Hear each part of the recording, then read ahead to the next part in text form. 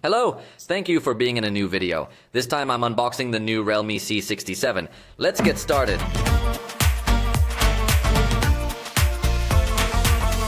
This device has just been announced in Mexico, although at the time of recording this video I don't know its price, but as soon as I have it I will be communicating it to you also in the video review. What do you think if you join me to unbox this box to know what's inside? But before we open the box, let's take a look at the main specifications of this device.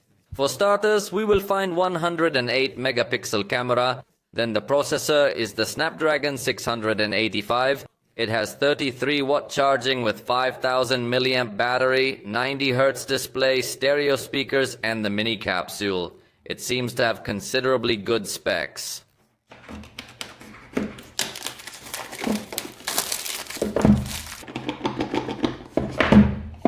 And the first thing we come across is this other box, where we're going to have the key to remove the tray, and then let me see what else is in there. We've got the usual paper and the cover that's included, which is totally transparent, totally flexible, with semi-rigid edges. A plain sleeve, it will probably turn yellow over time, but it's appreciated that it's included in the box. So that's for starters. And finally we come across the cell phone. Let's try to get it out of here.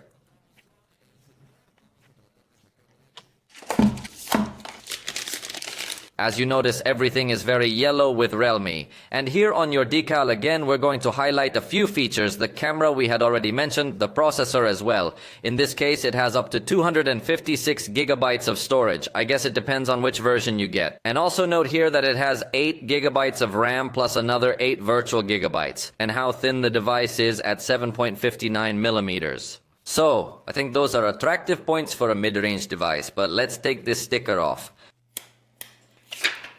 And here we have the device for you to take a look at its design. Realme always has considerably attractive designs. Notice how it has a dual finish on this back cover. Near the camera module it has a much more reflective area. And then we're going to find a satin area that does have some reflections of different colors. Overall, I insist, it's a very nice looking device. We're going to turn it on while we see what else comes in the box. It's already powering on, and let's see. We run right into the charger, which is 33 watts. It says SuperVOOC charging. Although it's not the most advanced 100 watt SuperVOOC, it's the most basic SuperVOOC, because there's also an intermediate 67 watt SuperVOOC. I think they should give them different names. I would call this one just the VOOC load. The 67 SuperVOOC and the 100 UltraVOOC, but that's my suggestion. As you can see, it comes with the USB-A port on this side. And obviously on the cable we'll find the USB-C port on the other end. In order for you to enjoy the fastest charging possible, both the charger and the original cable must be used.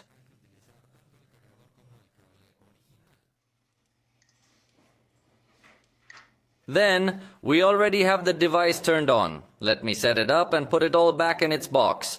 And we're back to give you a quick review of the specifications of this device. And that's it. We already have the device configured here in our hands. So let's get to know it quickly with all of its specifications. It weighs 185 grams and is 7.59 millimeters thick. As they already said in their sticker, this is a section that can get to highlight. It is a slim device that feels good in the hand. It has mostly straight lines. So, unlike the other cell phones that have curved tops, in this case it feels like a more solid block. The screen is 6.72 inches on its diagonal with 90 Hz. Although it is an IPS panel, its resolution is full HD+, so in some things it gets to deliver well, like resolution and even refresh rate, if we do not get so demanding. Although the fact that it doesn't have an AMOLED screen, definitely that can get to hurt a little bit. It depends on what kind of user you are, but watch how it loses considerable brightness when you view this screen from the side. Also, Realme promises a very high level of resistance for this screen. Obviously we'll test it in another video, but it's supposed to hold up extremely well. And speaking of ruggedness, it's IP54 certified, so it can withstand some splashes. If you use it in the rain, nothing's gonna happen to it. And in fact, it apparently has a good technology so that even with a wet screen you can get to use it just fine.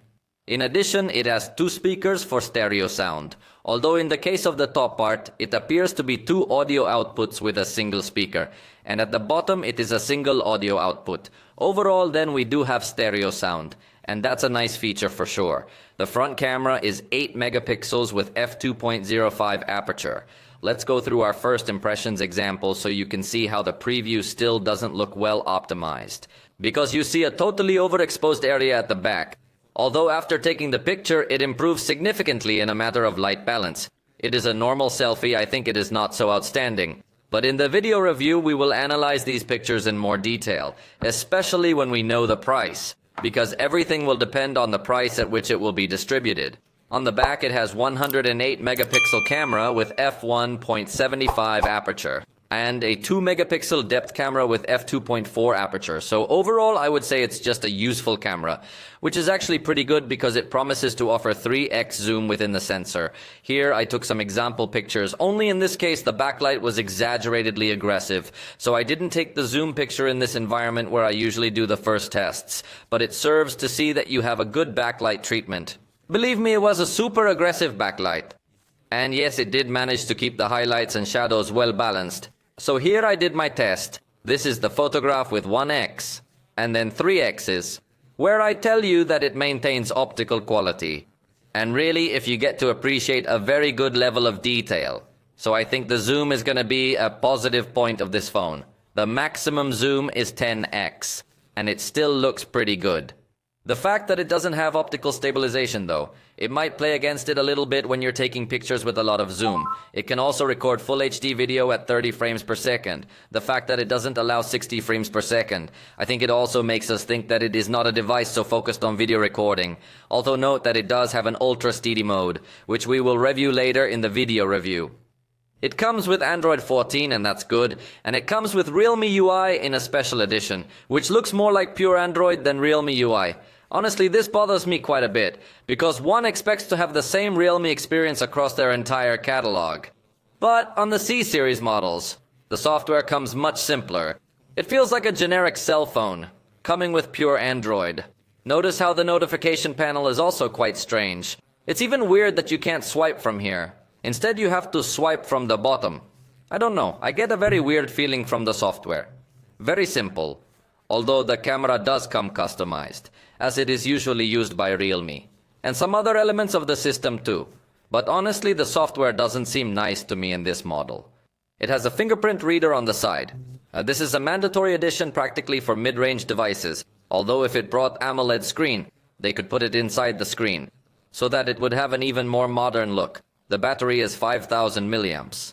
With support for 33-watt charging, I think it's within what we would expect from a device of these characteristics. In this case, I have the 256 gigabyte storage model, which is very good. As you realize the operating system, it takes up a good portion of the system. That's 30 gigabytes that's already used right now. I think that's a considerably high number, considering that the operating system is not really going to offer us that many options, like some other brands. And it comes with 8 gigabytes of RAM, plus another 8 virtual gigabytes. I think RAM can be one of its strong points, supporting many applications running at the same time.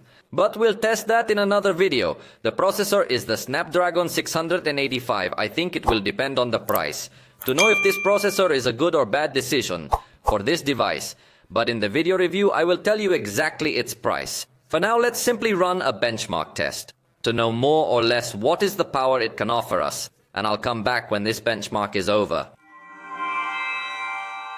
And that's it. We already have the results here. That's 473 points on a single core and 1564 on multi-core. So we've got confirmation that this is a mid-range processor. Simple. Don't expect maximum power from it, obviously, as I told you. It will depend on the price. To know if we are in front of an attractive proposal in processor or not, like all mid-range can get to stand out in some things, and not so much in others. So in the video review, I will tell you all the details, so you can tell me if it is what you're looking for or not. For the moment, this has been all for this video. If you liked it, you know you can tell me about it, and we'll see you next time.